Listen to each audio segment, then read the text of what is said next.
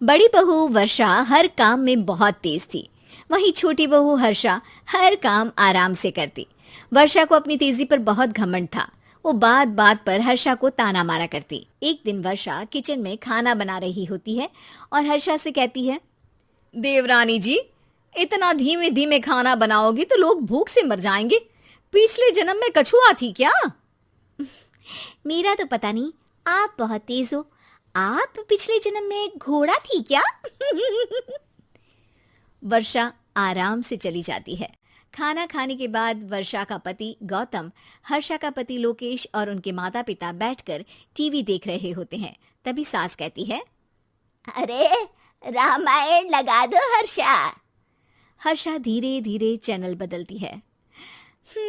जब तक रामायण के चैनल पर पहुंचेगी रावण मर भी चुका होगा। हाँ बेटा हर्षा, जल्दी लगा देना, राम भगवान के दर्शन कर लूं। जी लगा तो रही हूँ।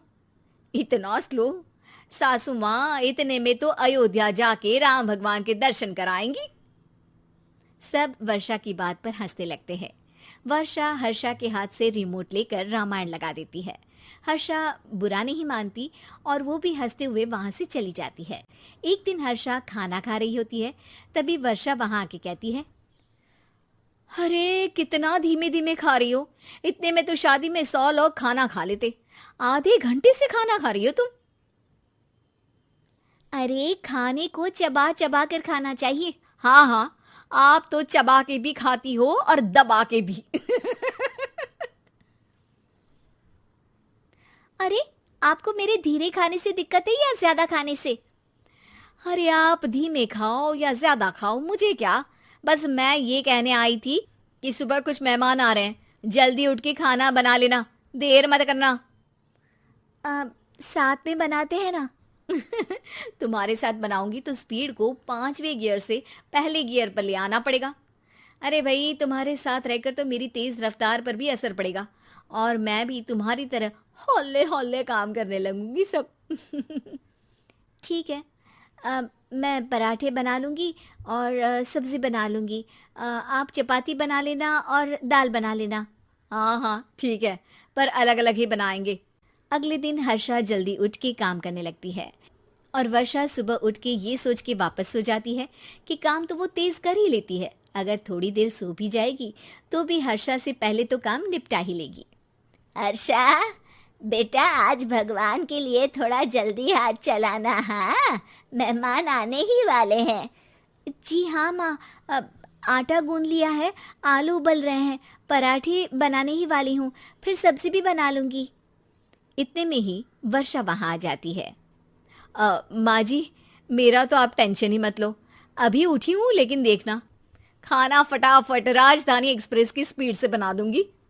इतने में ही मेहमान आ जाते हैं। आइए आइए आइए, खाना बन ही रहा है, चाय बनवा लेती हूँ पहले आपके लिए। सास किचन में आती है। वर्षा, वो लोग आ गए, चाय बना दे जल्दी से। हर्षा को नहीं बोल रही क्योंकि वो तो सुबह की चाय देने में शाम कर देगी। चाय बन भी चुकी है माँ जी। वर्षा तेज ही नहीं, सबसे तेज है। आप चलिए, मैं चाय लेकर आती हूँ। वर्षा मेहमानों के सामने चाय लेकर जाती है। ये हमारी बहू है वर्षा, तेज वर्षा कहते हैं इसको। हर काम में इतनी तेजी रखती है जैसे मिल्खा सिंह भाग रहा हो। अरे वाह वाह, फिर तो खाना भी जल्दी मिलेगा हमको। हाँ हाँ, आप चाय नाश्ता खत्म कर लेंगे, उसके पहले ही वर्षा जल्दी से स्वादिष्ट खाना भी लेकर आ जाएगी। वादा तो कर लिया जल्दी खाना देने का। आपकी चपाती भी नहीं बनी और दाल भी नहीं उबली। फिर भी तुमसे पहले काम खत्म हो जाएगा मेरा।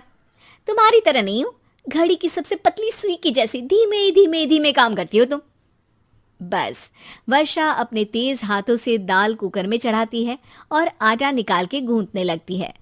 थोड़ी देर में कुकर की तेज सीटी बजती है और वर्षा का हाथ डोल जाता है।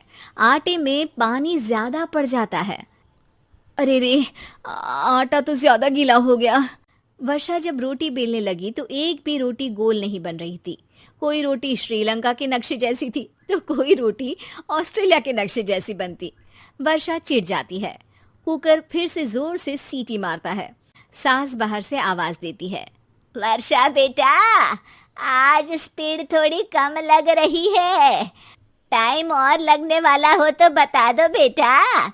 वर्षा को ये बात सुनकर बहुत बुरा लगता है। वो सोचना भी नहीं चाहती थी कि कभी उसकी तेजी पर कोई सवाल उठेगा। वहीं हर्षा धीमे धीमे अपना काम करती रहती है।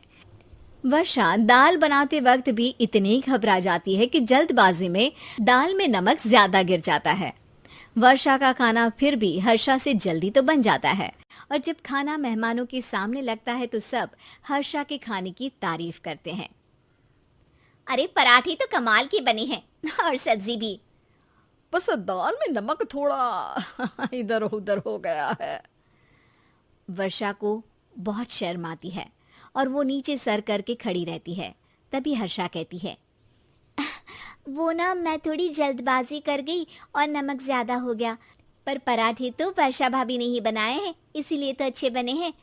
वर्षा ने कभी नहीं सोचा था कि हर्षा के काम की इतनी तारीफ होगी, लेकिन वो उसका यश वर्षा को दे देगी।